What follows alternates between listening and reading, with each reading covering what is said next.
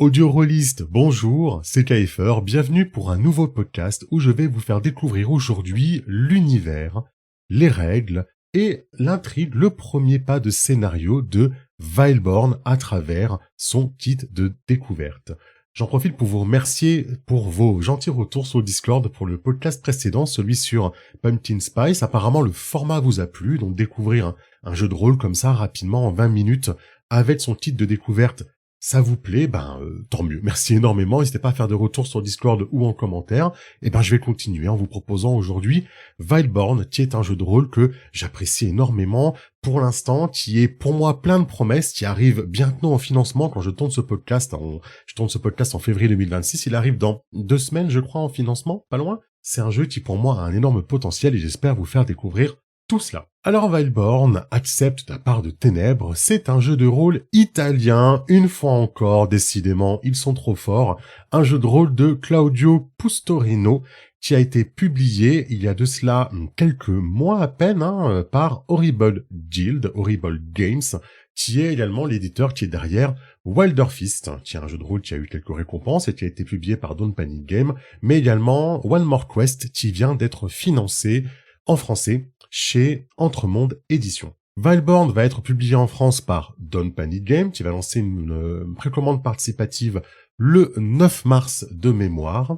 Et vous avez déjà de disponible en français le titre de découverte à télécharger en PDF ou que vous pouvez vous faire livrer en impression également pour une dizaine d'euros, je crois, de mémoire. Alors rapidement, ça parle de quoi et qu'est-ce qu'on nous promet de jouer? Weilborn, c'est un jeu de rôle qui est dans un univers médiéval fantastique assez sombre. On est dans une forme d'apocalypse médiéval fantastique.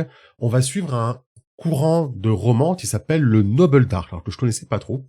Alors, dans le courant Noble Dark, on peut nommer comme œuvres de référence qui sont citées par l'auteur directement les romans de J. Christophe comme L'Empire du Vampire, qui apparemment est assez proche du contexte de Weilborn. On a également L'Apprenti Assassin de Robin Hobb, la saga de Fils des Brumes de Brandon Sanderson, L'Histoire sans fin de Michael End, ou encore la saga du sorceleur. Évidemment, vous allez voir qu'il y a beaucoup de choses qui vont vous faire penser à The Witcher dans l'histoire de Weilborn. Au niveau des animés également ou des mangas, il y en a 2 qui, moi, m'ont effectivement rappelé des choses à la lecture de Weilborn. Blood the Last Vampire, notamment, et Claymore, qui est une œuvre que j'avais beaucoup aimé. Claymore, j'avais vraiment beaucoup aimé, et c'est vrai que, avec le recul, il y a beaucoup de Claymore dans Weilborn. Le jeu nous propose d'incarner des parias que le peuple désigne comme étant la malengeance, des jeunes adolescents qui se retrouvent subitement à avoir une mutation, une transformation qui les rapproche de nuisibles. Les nuisibles, c'est une catégorie de monstres qui est apparue il y a de cela 5 ans quand les ténèbres se sont abattues sur le monde. Donc nous sommes dans le monde des Gas, qui est un monde médiéval fantastique, qui est déjà de base assez difficile, assez sombre, et il y a 5 ans, les ténèbres se sont abattues sur le monde, on ne sait pas trop pourquoi, il y a un petit côté Night là-dedans, si vous avez aimé Night, et de ces ténèbres sont sortis des engences, donc des vampires, des loups-garous, des fantômes, des vilaines fées, des êtres, des trolls, etc., voilà. Plein de choses, des ghouls, plein de choses horribles qui sortent et qui essayent de tout simplement de dévorer les humains, quoi. Ni plus ni moins, ou de les pervertir, ou de les transformer en esclaves. Tout ce que vous voulez est absolument dégoûtant. Et il se trouve que certains adolescents ont commencé à manifester des pouvoirs en rapport avec certaines catégories de monstres, de nuisibles. On les désigne donc comme des malengeances. On a donc décidé de tous les cramer. Sauf que, au niveau de l'Empire, l'impératrice s'est dit que ce serait peut-être une bonne idée, plutôt que de les cramer, que de les faire travailler pour nous, en fait, de récupérer tous ces jeunes qui ont des pouvoirs surhumains, de les former au sein de l'ordre du Crépuscule, je crois que c'est les gardiens du Crépuscule en français, et ensuite de les envoyer combattre la malengeance. En gros, combattre le mal par le mal. Et là, à ce moment-là, on a le choix. C'est un peu comme aller au mur au trône de fer. Soit l'adolescent accepte, soit la famille envoie l'adolescent au gardien du crépuscule au Mont Aurélie, soit on décide de cramer, ni plus ni moins, le jeune, et peut-être même toute sa famille avec, parce qu'on sait jamais, ils sont peut-être pervertis. Voilà. C'est un petit peu la proposition de base, du coup, de Weilborn, et vous jouez, du coup, ces adolescents qui ont ce parcours initiatique, qui se sont découverts des pouvoirs liés aux engences. Qu'est-ce que ça fait sur eux? Quels résultats ça a eu autour de leur famille? famille. La formation, vous allez jouer la formation qu'ils vont subir au Mont Aurélie, qui est pas du tout une formation agréable comme vous pouvez l'imaginer, pour en faire des machines de guerre. Et ensuite, vous allez être envoyé en mission dans tout l'Empire pour essayer de contenir et de traquer, débusquer les engences qui cherchent à faire du mal à l'humanité ou qui se sont même, par exemple pour les vampires, qui se sont même mélangés avec la population locale.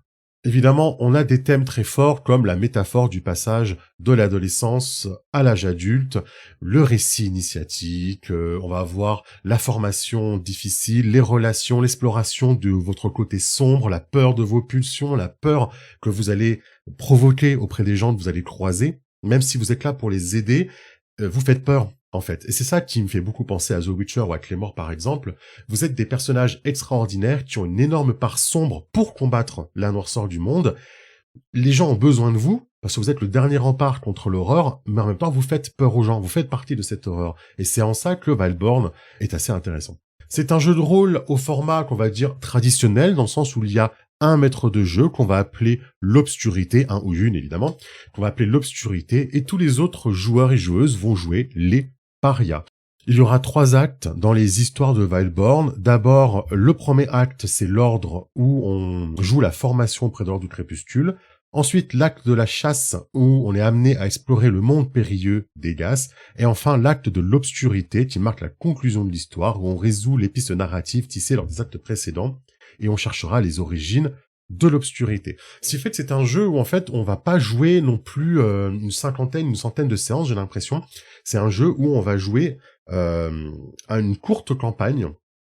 Et l'objectif, c'est d'avoir un début et une fin. Et si jamais on rejoue à Valborn, j'ai l'impression que le principe, c'est qu'on refait de nouveaux personnages, et que ces nouveaux personnages, les origines, etc., ça change un petit peu la campagne qu'on pourra faire, les interactions qu'il y a dans la campagne. Si on joue des personnages d'origine hors la loi, ça va changer un petit peu les interactions que si on jouait des nobles. On n'aura pas les mêmes PNJ, pas les mêmes intrigues peut-être, et on n'aura peut-être pas la même obscurité en face de nous. Ça, je suis assez curieux de voir comment ça va se passer effectivement dans le livre de base. Vous n'avez pas besoin de savoir plus de choses que ça en termes de contexte avant de lancer la petite aventure. Il y a des petits paragraphes qui vont vous aider. Mais par contre, je peux vous parler du système de jeu de Valborn. Votre personnage est déjà défini par 6 caractéristiques qu'on appelle ici des approches. La force, la volonté, l'influence, la raison, la précision, le subterfuge. Notez que c'est peut-être une traduction qui va bouger quand le livre de base français va sortir. Mais pour l'instant, ce sont les termes que nous avons. En plus de ça, votre personnage est défini par des traits de personnalité et des traits de formation. Ce sont des petites capsules qu'il y a sur votre fiche de personnage. Il y a 5 emplacements de personnalité et il y a 5 emplacements de formation. Les personnalités, ce sont à chaque fois des mots-clés, des adjectifs notamment pour les personnalités, et c'est souvent des noms ou des verbes d'action pour les formations. Chacune de vos caractéristiques, de vos approches, est associée à une taille de dés. D6, D8 ou D10. Généralement, à la création de personnages, vous avez de 3 caractéristiques à D6, 2 à D8 et 1 à D10. Ça, c'est le côté un petit peu général quand vous créez votre personnage. Lorsque vous faites un test, vous allez déjà déterminer quelle est l'approche la mieux adaptée par rapport à ce que vous faites et ce que vous décrivez. Donc voilà, il y a une difficulté en face de vous. Vous énoncez ce que vous faites et on essaye de déterminer quelle est l'approche qui correspond le mieux. Donc évidemment, essayez de faire correspondre votre approche avec un de vos points forts. Vous regardez ensuite quelle est la taille de dé qui est associée à cette approche. Exemple, je vais prendre la fiche de Cassandre de Vallon, qui n'est pas un pré-tiré, qui est mon personnage à moi que j'ai fait pour la campagne qui arrive, mais c'est plus simple parce que je le connais par cœur. Si par exemple, je suis dans une situation où j'ai envie que le PNJ en face de moi perde ses moyens, sorte de ses gonds et du coup se trahisse peut-être en disant plus que ce qu'il devrait parce que je l'ai énervé. Je vais faire une approche d'influence. Ça tombe bien, mon personnage, il a dédié son influence, c'est son point fort. Donc, tous les dés que je prendrai dans ma main de dés seront des D10, puisque mon influence est à D10. Si jamais j'avais fait une approche de subterfuge, par exemple, j'ai D8 en subterfuge, tous les dés que je prendrai seront des D8. Et pareil, si c'est une approche de précision, j'ai D6 en précision, tous les dés que je prendrai seront des D6. Là, pour le coup, je suis en influence, donc tous les dés seront des D10. Je vais prendre déjà un dé de base pour mon approche, et je prendrai ensuite un dé supplémentaire si une personnalité, un trait de personnalité que j'ai déterminé peut entrer en compte dans la situation. Puis je prendrai un dé supplémentaire si jamais j'ai une formation qui peut entrer en compte. Donc au maximum, j'aurai 3 dés, au minimum, j'aurai qu'un seul dé. Donc, dans la situation où je suis, influence des 10, je prends un des 10. Est-ce que j'ai une personnalité qui rentre en compte? Oui, j'ai arrogante. Arrogante, ça peut marcher dans ce que je veux faire. Je prends un deuxième des 10. Est-ce que j'ai une formation qui rentre en compte? J'ai la formation diplomatie. Est-ce que on peut considérer que oui, en fait, je suis formé à l'art de parler sans me trahir, etc. Diplomatie, ça rentre en compte.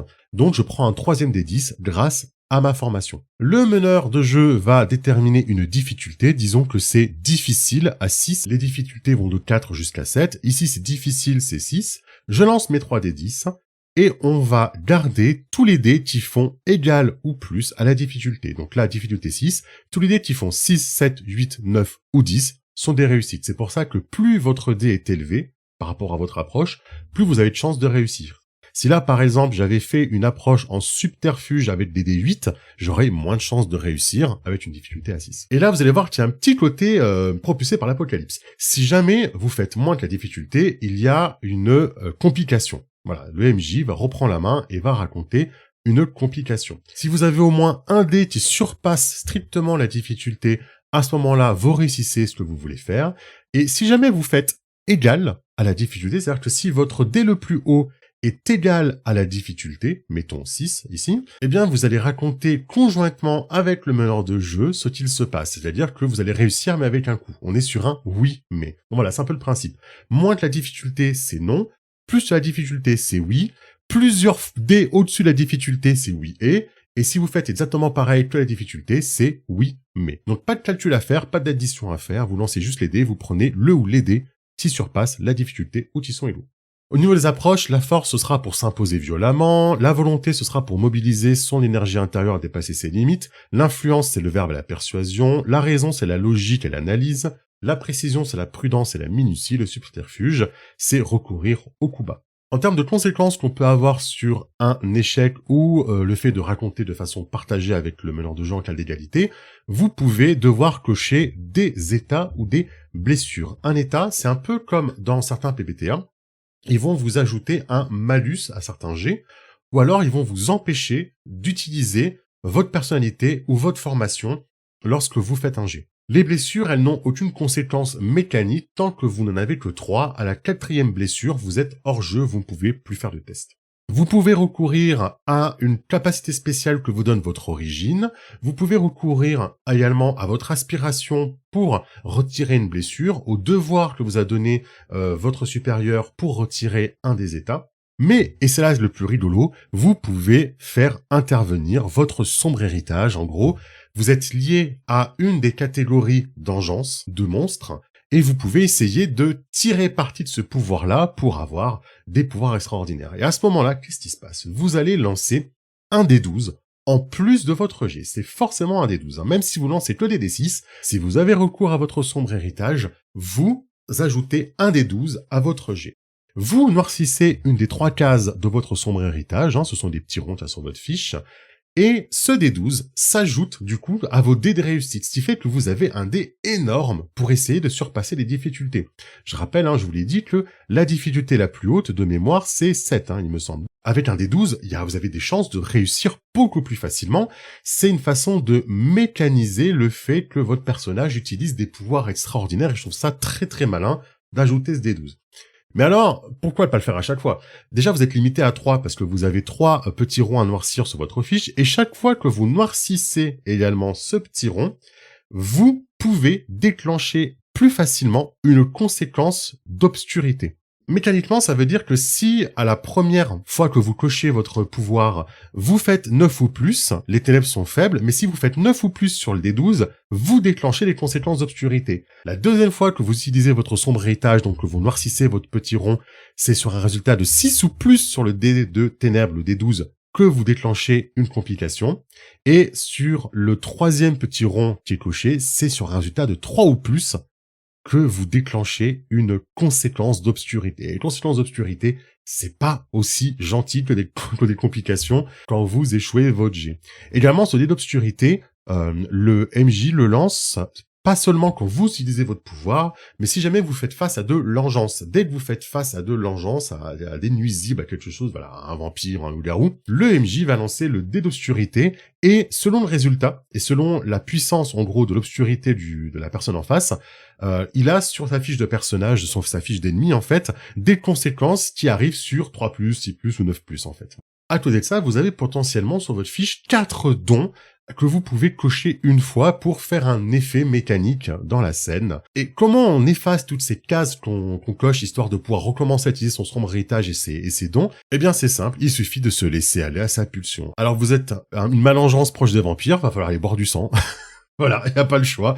Vous êtes lié aux ombres et aux ténèbres, eh ben va falloir terroriser une population, voilà. Vous pouvez vous laisser aller à votre pulsion et vous retirer toutes les cloches de votre sombre héritage et de vos dons. Bon, il y a d'autres méthodes, mais celle-là, c'est la plus rapide, la plus efficace, et c'est celle à laquelle il faudra également résister quand vous serez en partie. Pour le meneur de jeu, les PNJ ont une fiche qui est assez simple et assez bien faite. Votre PNJ, il a également une fiche avec force, volonté, influence, raison, précision et subterfuge. Il a également sur sa fiche non pas une personnalité et des formations, mais il a des résistances et des vulnérabilités. Alors ce que je fais là, c'est ce que je vois depuis le kit de découverte. Un ennemi possède une jauge de réussite. Ce sont des cases à cocher pour vaincre l'ennemi. Par exemple, l'ennemi que j'ai en face de moi, il a 5 cases à cocher pour réussir à le vaincre. Quelle est la difficulté? Eh ben, ça va dépendre de l'approche. Selon les ennemis que vous avez en face de vous, ce sera peut-être plus facile de l'attaquer en volonté, en influence, en raison, en précision, en subterfuge ou en force. Ce qui fait que toutes les approches sont valables en combat, en social, etc. Ça dépend juste, en réalité, de la force de l'ennemi et d'arriver à déterminer quelle est la meilleure approche pour battre un ennemi. Mais vous pouvez parfaitement aller vaincre un ennemi par la force ou par le subterfuge. Et ça, c'est très cool parce que tout le monde peut avoir des points forts qu'il peut exploiter en combat selon la description qu'il fait. Valborn est un jeu qui laisse beaucoup de place à la narration, à l'imagination et à la description et aux approches. Et je trouve ça vraiment très très bien. En plus de ça, je vous ai dit qu'un PNJ avait des résistances et des vulnérabilités, tout simplement. Comme le personnage ne lance pas les dés, en réalité, c'est un malus ou un bonus que vous allez mettre sur les jets des PJ. Si jamais un PJ fait un jet qui active une résistance, il aura un malus de 1 sur son dé. Si jamais, au contraire, il va toucher une vulnérabilité de l'adversaire, il va avoir +1 sur son jet. Quand toutes les cases de réussite du PNJ ont été cochées, le PNJ est vaincu. Et c'est sur les échecs que vous allez raconter ce que le PNJ fait pour battre nos petits PJ ou pour socialement les mettre à terre, etc. Également, dans les cases de réussite du PNJ, il y a parfois des cases qui sont en rouge, elles déclenchent des événements, c'est-à-dire que par exemple, à la 3e case cochée lors d'un défi, le PNJ déclenche un événement narratif qui va demander aux joueurs de faire un jet contre la peur, par exemple, ou de faire un jet pour résister à une insulte sociale. Voilà. Et par contre, on va devoir imposer un peu les approches à ce moment-là. Pour le coup, les PNJ du titre viennent avec une petite fiche d'idées de complications et de dés d'obscurité, c'est-à-dire que le PNJ vient avec, ben voilà, si vos PJ échouent à leur jet, voici ce que vous pouvez faire en complication. Également, si le dé fait ce score-là ou ce score-là en dé d'obscurité, vous pouvez mettre en scène cette conséquence-là. Et ça, c'est très très bien. Voilà, donc je vais pas vous spoiler le scénario, c'est un peu comme une petite campagne en accéléré, dans le sens où vous allez jouer d'abord le voyage jusqu'au Mont Aurélie, l'épreuve à l'entrée, vous allez jouer ensuite un petit moment de formation, puis une première mission. C'est un peu une structure en 3 actes, mais hyper accélérée pour le coup. Dans une campagne, il prévoit que ça dure un peu plus longtemps, surtout qu'il y a une petite campagne qui est disponible déjà avec le jeu dans son financement. Je vais juste rapidement passer sur les pré-tirés que vous pouvez jouer. Donc, pour le scénario découverte, il vous en recommande 4. Parmi les 7 qu'il y a, il vous recommande de jouer soit à Raphaël, qui est Chante-sang, donc qui est lié au vampire, Célène, Cervantes, qui est Masque Griffe, donc qui est lié au féral ou au loup-garou, en gros. J'ai pas forcément tous les noms corrects des traductions, parce que je pense même qu'entre le titre et le jeu, à la fin, il y aura des différences de traduction, bien sûr. On peut jouer également Lucien Delacroix, qui est dans son ombre, donc qui est lié aux ombres, qui est très très cool à jouer. Vous pouvez jouer Talia Solfille, qui est Marche Spectre, qui elle, du coup, est liée, comme vous pouvez vous en douter, au spectre et aux fantômes. Comme je vous disais, un chaque Valborn, en fait, il est lié à c'est un peu une demi-version d'une créature des ténèbres. Et dans le reste des Pretty Rates, ils ne sont pas conseillés pour faire le kit de découverte pour des raisons mécaniques que vous découvrirez. Il y a Bastien qui est Tramsor, donc lui il est lié aux fées, ceux qui font faire des pactes auxquels vous ne gagnez jamais à la fin. Il y a René Rêve Noir qui est une porte-ruine dont il est lié aux sorcières. Et il y a Cédrin Monfleur qui est cherche nature qui lui est né au Sylvan je crois, c'est-à-dire au troll. Voilà pour ce tilt de Valborn, qui nous vend après son récit initiatique, ses redoutables ennemis, les déchus, les fées, les ombres, les vampires. Je vous laisserai aller voir le titre de découverte, il est gratuit si vous voulez le tester, il passe très bien en une seule séance de 3 heures, 3 heures et demie, c'est passé assez bien de notre côté. Je vous conseille fortement, je l'attends beaucoup et je trouve le titre très didactique. Je vous remercie d'avoir écouté ce podcast les amis. S'il vous a plu, surtout n'hésitez pas à commenter, parce que apparemment ça aide beaucoup à faire percer. Donc n'hésitez pas à commenter, à mettre les étoiles, tout ce qu'il faut sur les chaînes de podcast pour ça. Partagez-le à vos amis et je vous dis à très bientôt pour un nouvel petit audio. Ciao tout le monde.